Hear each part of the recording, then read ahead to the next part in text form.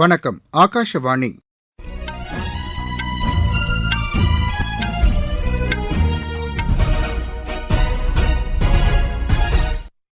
செய்திகள் வாசிப்பவர் ரெங்கநாதன். தலைப்புச் செய்திகள்: நீரை பாதுகாக்க வேண்டியதன் அவசியம் குறித்து விழிப்புணர்வை ஏற்படுத்தும் வகையில் இந்திய தண்ணீர் வாரம் இன்று தொடங்குகிறது. பிரதமர் திரு நரேந்திர மோடியின் பிறந்த தினத்தை ஒட்டி இன்று புதுதில்லியில் ரத்த தான முகாமிற்கு ஏற்பாடு செய்யப்பட்டுள்ளது. தில்லியில் புதிய முதலமைச்சரை தேர்ந்தெடுப்பது தொடர்பாக ஆம் ஆத்மி கட்சியின் சட்டப்பேரவை உறுப்பினர்கள் கூட்டம் இன்று புதுதில்லியில் நடைபெறவுள்ளது. மேற்குவங்கத்தில் பயிற்சி மருத்துவர்களின் 4 கோரிக்கைகளில் 3 கோரிக்கைகள் ஏற்கப்பட்டுள்ளதாக அம்மாநில முதலமைச்சர் செல்வி மம்தா பானர்ஜி தெரிவித்துள்ளார். ISL கால்பந்து போட்டியில் ஒருங்கிணைந்த வடகிழக்கு அணி 1-0 என்ற கோல் கணக்கில் மொஹமதன் அணியை வென்றது. இனி விரிவான செய்திகள். நீரை பாதுகாக்க வேண்டியதன் அவசியம் குறித்து விழிப்புணர்வை ஏற்படுத்தும் வகையில் இந்திய தண்ணீர் வாரம் இன்று தொடங்குகிறது. இதனை குடியரசுத் தலைவர் திருமதி திரௌபதி முர்மு இன்று புதுதில்லியில் தொடங்கி வைக்கிறார். 4 நாட்கள் நடைபெறவுள்ள இந்த நிகழ்வில் 40 நாடுகளைச் சேர்ந்த 200 பிரதிநிதிகள் உட்பட 4000 பிரதிநிதிகள் கலந்து கொள்ள உள்ளனர். நீர்வளத்துறையைச் சேர்ந்த புத்தொழில் நிறுவனங்கள் இதில் பங்கேற்கின்றன. பல்வேறு நாடுகளைச் சேர்ந்த நீர்வளத்துறை நிபுணர்கள், மத்திய மாநில அரசுகளின் அமைச்சர்கள், உயரதிகாரிகள், கல்வி நிறுவனங்களின் பேராசிரியர்கள், அரசு சாரா நிறுவனங்களைச் சேர்ந்த பிரதிநிதிகள் பங்கேற்கின்றனர். பிரதமர் திரு நரேந்திர மோடியின் பிறந்த தினம் இன்று கொண்டாடப்படுகிறது. இந்நாளையொட்டி பிஜேபி தேசிய தலைவர் திரு JP நட்டா புதுதில்லியில் உள்ள கட்சியின் தலைமையகத்தில் ரத்த தான முகாமை தொடங்கி வைக்கவுள்ளார். பிரதமரின் வாழ்க்கை வரலாறு குறித்த கண்காட்சியையும் அவர் தொடங்கி வைக்கவுள்ளதாக எமது செய்தியாளர் தெரிவிக்கிறார். பிரதமர் திரு நரேந்திர மோடி ஒடிசா மாநில அரசின் மகளிருக்கான நிதி திட்டத்தை இன்று புவனேஸ்வரில் தொடங்கி வைக்கிறார். இத்திட்டத்தின் மூலம் 1 கோடிக்கும் மேற்பட்ட பெண்கள் பயன்பெறுவார்கள் என்று தெரிவிக்கப்பட்டுள்ளது. இதன் மூலம் தகுதி வாய்ந்த 21 வயது முதல் 60 வயதுக்குட்பட்ட பெண்களுக்கு 5 ஆண்டுகளுக்கு தலா 50,000 ரூபாய் வழங்கப்படும். ஆண்டிற்கு 10,000 ரூபாய் வீதம் 2 தவணைகளாக இத்தொகை பெண்களின் வங்கிக் கணக்கில் நேரடியாக செலுத்தப்படும் என்று தெரிவிக்கப்பட்டுள்ளது. இந்த திட்டத்தின் முதற்கட்டமாக 10 லட்சம் பெண் பயனாளிகளுக்கு முதல் தவணைத் தொகையை திரு நரேந்திர மோடி இன்று விடுவிக்கிறார். இந்நிகழ்ச்சியில் 2800 கோடி ரூபாய் மதிப்பிலான ரயில்வே திட்டங்களுக்கும் பிரதமர் அடிக்கல் நாட்டி முடிவுற்ற திட்டப் பணிகளை நாட்டிற்கு அர்ப்பணிக்க உள்ளதாக எமது செய்தியாளர் தெரிவிக்கிறார். சமுதாயத்தில் சமத்துவத்தை ஏற்படுத்துவதற்கு கல்வி முக்கிய பங்காற்றுவதாக குடியரசு துணைத் தலைவர் திரு ஜெகதீப் தங்கர் கூறியுள்ளார். புதுதில்லியில் நடைபெற்ற மகளிர் அதிகாரமளித்தல் குறித்த நிகழ்ச்சி ஒன்றில் அவர் கலந்து கொண்டு பேசினார். கல்வியின் மூலமே சமத்துவமற்ற சூழ்நிலையை களைய முடியும் என்று அவர் தெரிவித்தார். மேலும் சமூகத்தில் பாலின பாகுபாடு சில சூழல்களில் நிலவுவதாக குறிப்பிட்ட அவர் பாலின சமத்துவம் கடைபிடிக்கப்பட வேண்டும் என்று வலியுறுத்தினார். நிர்வாகத்தின் அனைத்து பிரிவுகளிலும் மகளிர் பங்கேற்றுள்ளதாக அவர் கூறினார். அர்ப்பணிப்பு, உறுதிப்பாடு, திறமை ஆகியவற்றிற்கு அவர்கள் உதாரணமாக திகழ்வதாக தெரிவித்தார். மகளிருக்கு அதிகாரமளிக்கும் வகையில் பல்வேறு நடவடிக்கைகள் மேற்கொள்ளப்பட்டுள்ளதை அவர் சுட்டிக்காட்டினார். முத்ரா கடன், பாதுகாப்பு படையில் மகளிரின் பங்களிப்பு உள்ளிட்டவை மகளிரின் வளர்ச்சி என்ற நிலையிலிருந்து மகளிர் தலைமையிலான வளர்ச்சி என்ற சூழல் ஏற்பட்டுள்ளதாக திரு ஜெகதீப் தங்கர் தெரிவித்தார். தில்லியில் புதிய முதலமைச்சரை தேர்ந்தெடுப்பது தொடர்பாக ஆம் ஆத்மி கட்சியின் சட்டப்பேரவை உறுப்பினர்கள் கூட்டம் இன்று புதுதில்லியில் நடைபெறவுள்ளது. இக்கூட்டம் தில்லி முதலமைச்சரும் ஆம் ஆத்மி கட்சி ஒருங்கிணைப்பாளருமான திரு அரவிந்த் கெஜ்ரிவால் தலைமையில் நடைபெறவுள்ளது. இன்று மாலை துணைநிலை ஆளுநர் திரு வினய்குமார் சக்சேனாவை திரு அரவிந்த் கெஜ்ரிவால் சந்திக்க திட்டமிட்டுள்ளதாக தெரிவிக்கப்பட்டுள்ளது. முன்னதாக நேற்று புதிய முதலமைச்சரை தேர்ந்தெடுப்பது தொடர்பாக கட்சியின் அரசியல் விவகாரங்கள் குழு கூட்டம் நடைபெற்றது. திரு அரவிந்த் கெஜ்ரிவால் முதலமைச்சர் பதவியிலிருந்து விலகுவதாக அறிவித்ததை அடுத்து புதிய முதலமைச்சரை தேர்ந்தெடுப்பதற்கான நடவடிக்கைகள் மேற்கொள்ளப்பட்டு வருகின்றன. இந்நிலையில் திரு அரவிந்த் கெஜ்ரிவாலின் பதவி விலகல் அறிவிப்பு அரசியல் ரீதியானது என்றும் அவர் தமது அமைச்சரவையை கலைத்துவிட்டு தேர்தலை சந்திக்க வேண்டும் என்றும் தில்லி பிஜேபி தலைவர் திரு வீரேந்திர சச்தேவா கூறியுள்ளார்.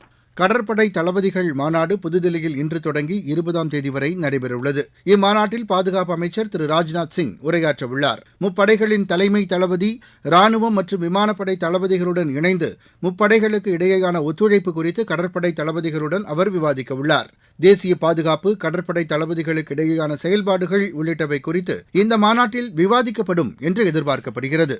நீங்கள் கேட்டுக்கொண்டிருப்பது ஆகாஷவாணியின் செய்தி அறிக்கை. 3ஆம் முறை மோடி அரசின் முதல் 100 நாள் சாதனைகள்.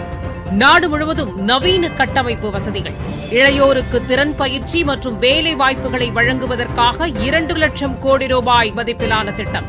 மகளிர் மேம்பாட்டிற்காக மத்திய பட்ஜெட்டில் 3 லட்சம் கோடி ரூபாய் நிதி ஒதுக்கீடு. போட்டித் தேர்வுகளில் முறைகேடுகளை தடுக்கும் மசோதா. ஒருங்கிணைந்த ஓய்வூதிய திட்டம் அறிமுகம். மனநல ஆலோசனைகளை வழங்குவதற்கான தொலைபேசி உதவி சேவை. புகையிலை பயன்பாடற்ற கல்வி நிறுவனங்களுக்கான விழிப்புணர்வு பிரச்சார இயக்கம். வளர்ச்சியடைந்த இந்தியாவிற்கான பயணத்தில் மோடி அரசு தொடரும் மக்கள் நலத்திட்டங்கள்.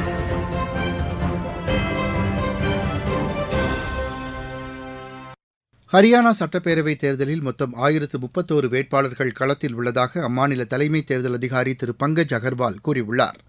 இதுகுறித்து செய்தியாளர்களிடம் பேசிய அவர், வேட்புமனுக்களை திரும்பப் பெறுவதற்கான கடைசி நாளான நேற்று மொத்தம் 190 வேட்பாளர்கள் தங்களது மனுக்களை திரும்பப் பெற்றதாக தெரிவித்தார். தாக்கல் செய்யப்பட்ட 1746 வேட்பு மனுக்களில் 338 மனுக்கள் தள்ளுபடி செய்யப்பட்டதாக தலைமை தேர்தல் அதிகாரி குறிப்பிட்டார்.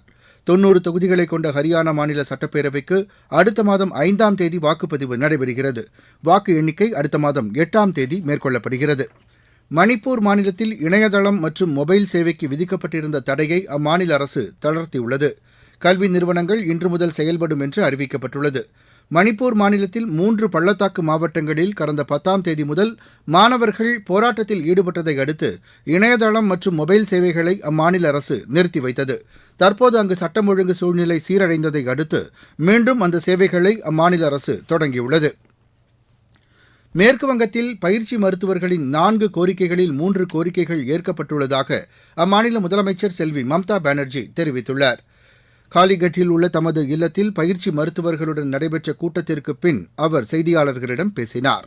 பயிற்சி மருத்துவர்களின் கோரிக்கையின்படி கொல்கத்தா காவல்துறை ஆணையர் திரு வினித் கோயல் அப்பொறுப்பிலிருந்து நீக்கப்படுவார் என்று அவர் குறிப்பிட்டார். கொல்கத்தா வடக்கு பகுதி காவல்துறை துணை ஆணையர் பணியிட மாற்றம் செய்யப்படுவதாகவும் அவர் தெரிவித்தார். அத்துடன் மருத்துவ கல்வி இயக்குநர், சுகாதார சேவை இயக்குநர் ஆகியோரும் அப்பணியிலிருந்து நீக்கப்படுவதாக அவர் கூறினார். இதையடுத்து பயிற்சி மருத்துவர்கள் உடனடியாக பணிக்கு திரும்புமாறு செல்வி மம்தா பானர்ஜி வலியுறுத்தினார். கொல்கத்தாவில் அண்மையில் பெண் பயிற்சி மருத்துவர் ஒருவர் கொலை செய்யப்பட்டதை அடுத்து பயிற்சி மருத்துவர்கள் போராட்டத்தில் ஈடுபட்டு வந்த நிலையில் அவர்களுடன் அரசு மேற்கொண்ட பேச்சுக்களுக்கு பிறகு இந்த முடிவு மேற்கொள்ளப்பட்டுள்ளது. கேரளாவில் நிபா வைரஸ் பாதிப்பு காரணமாக மலப்புரம் மாவட்டத்தில் திருவள்ளி, மம்பாடு பகுதிகளில் உள்ள 5 வட்டங்கள் கட்டுப்படுத்தப்பட்ட பகுதிகளாக அறிவிக்கப்பட்டுள்ளன. 24 வயதுடைய மாணவர் ஒருவர் நிபா வைரஸ் பாதிப்பால் உயிரிழந்ததை அடுத்து இந்நடவடிக்கை மேற்கொள்ளப்பட்டுள்ளது. முன்னெச்சரிக்கை நடவடிக்கையாக மக்கள் முகக்கவசம் அணியுமாறு மலப்புரம் மாவட்ட நிர்வாகம் கேட்டுக் கொண்டுள்ளது. இந்நிலையில் 50 பேர் கொண்ட சுகாதார பணியாளர்கள் திருவள்ளி பகுதியில் காய்ச்சல் உள்ளிட்ட உடல்நலக்குறைவு பாதிப்பு ஏற்பட்டவர்கள் குறித்து வீடு வீடாக சென்று தகவல்களை திரட்டியதாக எமது செய்தியாளர் தெரிவிக்கிறார். மத்திய பிரதேச மாநிலத்தில் இன்று மீண்டும் கனமழை பெய்யக்கூடும் என்று வானிலை ஆய்வு மையம் தெரிவித்துள்ளது. வங்கக்கடலில் குறைந்த காற்றழுத்த தாழ்வு நிலை தீவிரமடைந்துள்ளதால் அடுத்த 24 மணி நேரத்திற்கு கனமழை பெய்யக்கூடும் என்றும் அந்த மையம் கூறியுள்ளது. மாநிலத்தில் 38 மாவட்டங்களில் இன்று கன முதல் மிக கனமழை பெய்யக்கூடும் என்று தெரிவித்துள்ளது. இந்தியா, ஜப்பான் உள்ளிட்ட நட்பு நாடுகளின் ஆதரவால் இலங்கை பெரும் பயனடைந்துள்ளதாக அந்நாட்டு அதிபர் திரு ரணில் விக்ரமசிங்கே தெரிவித்துள்ளார். அந்நாட்டின் கிழக்கு பகுதியில் நடைபெற்ற தேர்தல் பிரச்சாரக் கூட்டத்தில் பேசிய அவர், இந்திய அரசின் ஒத்துழைப்பால் திரிகோணமலையில் பெரும் வளர்ச்சி ஏற்படும் என்று கூறினார். ISL கால்பந்து போட்டியில் ஒருங்கிணைந்த வடகிழக்கு அணி 1-0 என்ற கோல் கணக்கில் மொஹமதன் அணியை வென்றது. இன்று நடைபெறவுள்ள ஆட்டத்தில் கோவா ஜம்ஷெட்பூர் அணியை எதிர்கொள்கிறது. தேசிய மகளிர் கால்பந்து அணியின் புதிய தலைமை பயிற்சியாளராக சந்தோஷ் காஷ்யப் நியமிக்கப்பட்டுள்ளதாக அகில இந்திய கால்பந்து சம்மேளனம் அறிவித்துள்ளது. பிரியா துணை பயிற்சியாளராகவும் ரகுவீர் பிரவீன் கனோல்கர் கோல்கீப்பர் பயிற்சியாளராகவும் நியமிக்கப்பட்டுள்ளனர். ஆசிய சாம்பியன்ஸ் கோப்பை ஹாக்கி போட்டியின் இறுதி ஆட்டத்தில் இந்தியா இன்று சீனாவை எதிர்கொள்கிறது. சீனாவின் ஹுலன்பூரில் நடைபெறவுள்ள இப்போட்டி பிற்பகல் 3:30 மணிக்கு தொடங்குகிறது. மீண்டும் தலைப்புச் செய்திகள். நீரை பாதுகாக்க வேண்டியதன் அவசியம் குறித்து விழிப்புணர்வை ஏற்படுத்தும் வகையில் இந்திய தண்ணீர் வாரம் இன்று தொடங்குகிறது. பிரதமர் திரு நரேந்திர மோடியின் பிறந்த தினத்தை ஒட்டி இன்று புதுதில்லியில் இரத்த தான முகாமிற்கு ஏற்பாடு செய்யப்பட்டுள்ளது. தில்லியில் புதிய முதலமைச்சரை தேர்ந்தெடுப்பது தொடர்பாக ஆம் ஆத்மி கட்சியின் சட்டப்பேரவை உறுப்பினர்கள் கூட்டம் இன்று புதுதில்லியில் நடைபெறவுள்ளது. மேற்கு வங்கத்தில் பயிற்சி மருத்துவர்களின் 4 கோரிக்கைகளில் 3 கோரிக்கைகள் ஏற்கப்பட்டுள்ளதாக அம்மாநில முதலமைச்சர் செல்வி மம்தா பானர்ஜி தெரிவித்துள்ளார். ISL கால்பந்து போட்டியில் ஒருங்கிணைந்த வடகிழக்கு அணி 1-0 என்ற கோல் கணக்கில் மொஹமதன் அணியை வென்றது. இத்துடன் இந்த செய்தி அறிக்கை நிறைவடைந்தது.